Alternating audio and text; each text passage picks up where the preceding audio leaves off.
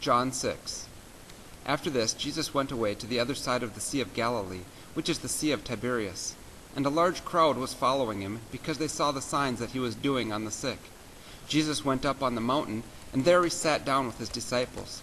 Now the Passover, the feast of the Jews, was at hand. Lifting up his eyes then, and seeing that a large crowd was coming toward him, Jesus said to him, "Philip, where are we to buy bread, so that these people may eat?" He said this to test him, for he himself knew what he would do. Philip answered, 200 denarii would not be enough bread for each of them to get a little.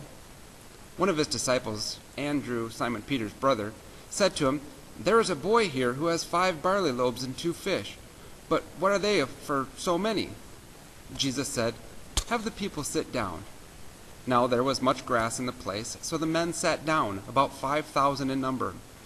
Jesus then took the loaves, and when he had given thanks, he distributed them to those who were seated. So also the fish, as much as they wanted. And when they had eaten their fill, he told his disciples, "Gather up the leftover fragments, that nothing may be lost." So they gathered them up and filled 12 baskets with fragments from the 5 barley loaves left by those who had eaten. When the people saw the sign that had been done, they said, "This is indeed the prophet who has come into the world."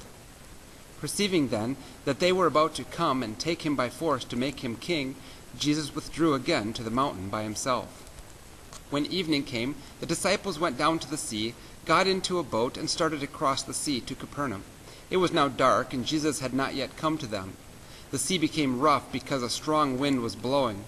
When they had rowed about 3 or 4 miles, they saw Jesus walking on the sea and coming near the boat, and they were frightened. But he said to them, "It is I, do not be afraid." Then they were glad to take him into the boat, and immediately the boat was at the land to which they were going. On the next day, the crowd that remained on the other side of the sea saw that there had been only one boat there, and that Jesus had not entered the boat with his disciples, but that his disciples had gone away alone. Other boats from Tiberias came near the place where they had eaten the bread after the Lord had given thanks. So when the crowd saw that Jesus was not there, nor his disciples, they themselves got into the boats and went to Capernaum to see Jesus. When they found him on the other side of the sea, they said to him, "Rabbi, when did you come here?"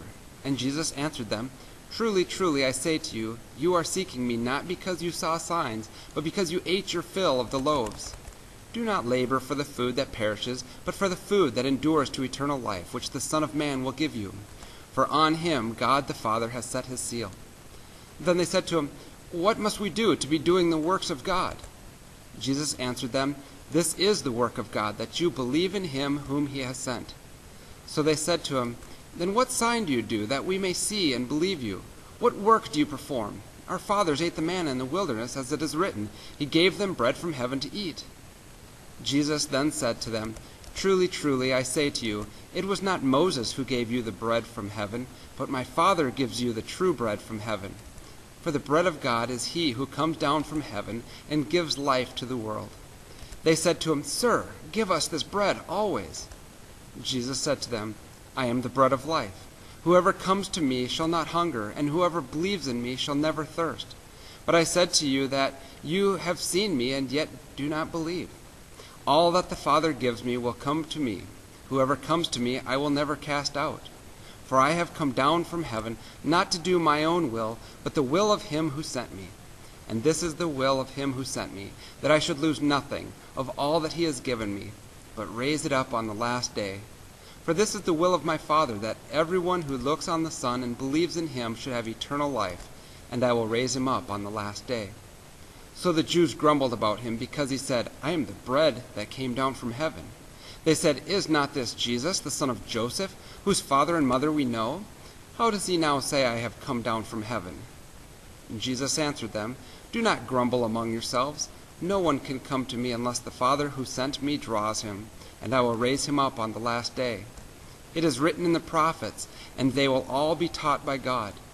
Everyone who has heard and learned from the Father comes to me. Not that anyone has seen the Father except he who is from God. He has seen the Father. Truly, truly, I say to you, whoever believes has eternal life. I am the bread of life. Your fathers ate the manna in the wilderness, and they died. This is the bread that comes down from heaven, so that one may eat of it and not die. I am the living bread that came down from heaven. If anyone eats of this bread, he will live forever, and the bread that I will give for the life of the world is my flesh." The Jews then disputed among themselves, saying, "How can this man give us his flesh to eat?" So Jesus said to them, "Truly, truly, I say to you, unless you eat the flesh of the Son of Man and drink his blood, you have no life in you. Whoever feeds on my flesh and drinks my blood has eternal life, and I will raise him up on the last day. For my flesh is true food, and my blood is true drink. Whoever feeds on my flesh and drinks my blood abides in me, and I in him. As the living Father sent me, and I live because of the Father, so whoever feeds on me, he also will live because of me. This is the bread that came down from heaven, not the bread the fathers ate and died. Whoever feeds on this bread will live forever."